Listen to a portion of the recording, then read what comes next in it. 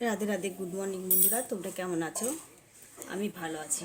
বড়রা প্রণাম নেবেন, ছোটরা বুক ভরা ভালোবাসা নেবেন। অনুষা ব্লগ থেকে আবারও একটা নতুন ভিডিও নিয়ে চলে আসলাম তোমাদের কাছে। তো তোমরা সবাই একটু জুড়ে থেকো, আর কেমন লাগলো ভিডিওগুলো একটু প্লিজ বলে দিও কমেন্ট করে। উঠে রান্না বসিয়ে দিয়েছি অলরেডি। এই টমেটোগুলো কেটে রেখেছি। তো একটা একটা দেবো একটা দেবো টমেটো, একটা আলু সিদ্ধ, একটা আলু পোস্ত, একটা টক করব, বড়ার টক। এই যে আলু সিদ্ধ, এটা বড়া করব, এটা আলু পোস্ত হবে। আর এখানে করেছি আলু সিদ্ধ, ডাল বাটা, ধনে পাতা, লঙ্কা দিয়ে একটা বড়া, শুকনো বড়া, খেতে ভালো লাগে। আর এখানে বড়া কিছুটা ভেজে রেখেছি, তুলবো এটা, তারপর ওই বড়াটা করব আবার। এই যে ওইটা এইভাবে ছোটো ছোটো করে বড়া দিয়ে না টক খেতে ভালো লাগে বেশ।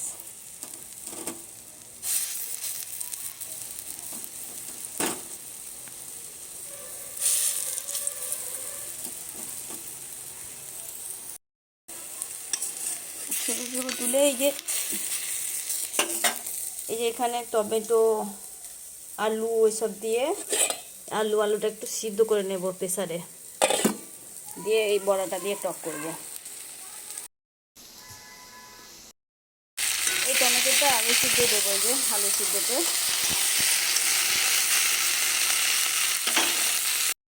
ভাতে সিদ্ধ করেও দেওয়া যায়, কিন্তু আজকে সিদ্ধ করে দেবো না, আজকে এইভাবে ভেজে দেবো, ভালো লাগে টেস্টটা বেশি। বিকেলে ভাবতেছি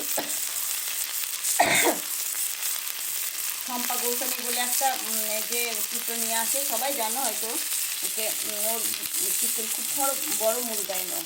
ও আসলে আমাদের এখানে ডোবে মেলা চলছে, ওখানে কীর্তন করতে আসবে। যাবো আমি বিকেলের দিকে, 5টার দিকে। শুনলাম 3টার দিকে হবে, কিন্তু তারপর আবার শুনলাম না কি কে মারা গেছে, সময়টা চেঞ্জ করেছে, সেই জন্য তাড়াতাড়ি রান্না বসিয়েছিলাম 3টের সময় যাবো বলে। খেয়ে একটু টান টান করে রেস্ট নেবো, খেয়ে দিয়ে যাবো রান্না করে বলে।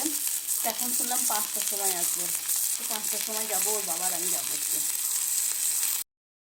আমি এখানে তরকারিগুলো করছি, আর মা ওইখানে ভাতটা করছে এখানে উনুনে। তেঁতুল বিক্রি করতেছে ওখানে, তেঁতুল নিয়েছে মা সেদিনকে 1 কিলো। তেঁতুল বিক্রি করতেছে মা, নিয়েছে তেঁতুল 1 কিলো। এই প্যাকেটের মধ্যে ভরে রেখেছে মা, এটা একটা কৌটোর মধ্যে ভরে রাখতে হবে রেখে। আলু পোস্তটা বসাচ্ছি এবার।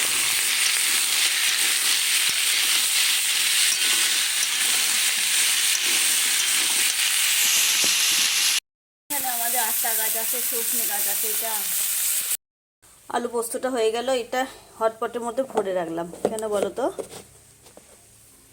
ভরে রাখলাম কারণ আলুটা নতুন আলু, ঠান্ডা হয়ে গেলে শক্ত হয়ে যাবে, শক্ত হয়ে গেলে ভালো লাগবে না, সেই জন্য হটপটে ভরে রাখলাম। গরম হয়ে থাকলে নরম হয়ে থাকবে বেশ আলুটা।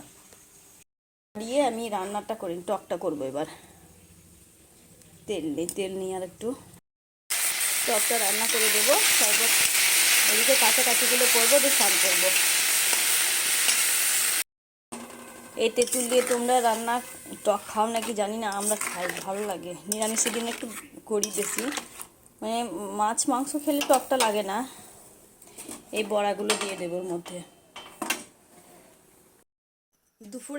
দুপুরে ভিডিও দিয়েছিলাম, তারপর আর ভিডিও দিইনি, কারণ সময় পাইনি, খুব সময়টা কম ছিল হাতে। আজকে ভিডিও করার মতো সময় পাচ্ছি না গো প্রতিদিন এখন।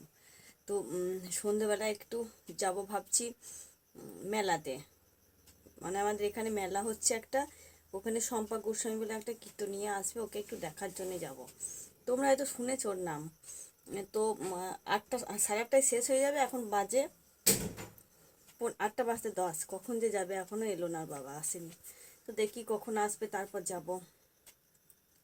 এই যে মেয়েও রেডি হয়ে বসে আছে, চলো চলো করছে। তো আমি দিনের সব তরকারিগুলো করে রেখেছিলাম, তো রাতে একটু ভাত করে রেখে গেলাম, কখন আসবো ঠিক নেই। তো ভাতটা একটু করে রাখলাম। বড় মেয়েটা যাবে না, ও সোমবার দিনকে যাব ওখান থেকে। সবাই আজকে খেতে পাবে না, শনিবার বলে কিচ্ছু যাবে না। তো শনিবার আর সোমবার দিনকে সবাই যাব তখন আবার।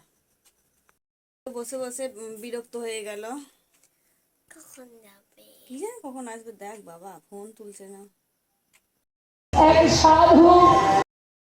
তো চলে আসলাম এখানে কীর্তন শুনবো বলে। তো কীর্তনে কি ভিড় দেখো, প্রচুর লোকজন দেখো, তোমাদেরকে দেখায়, লোক একদম বলা যাবে না, মানে ঠেলে যেতে হচ্ছে আর কি, এত ভিড় এখানে।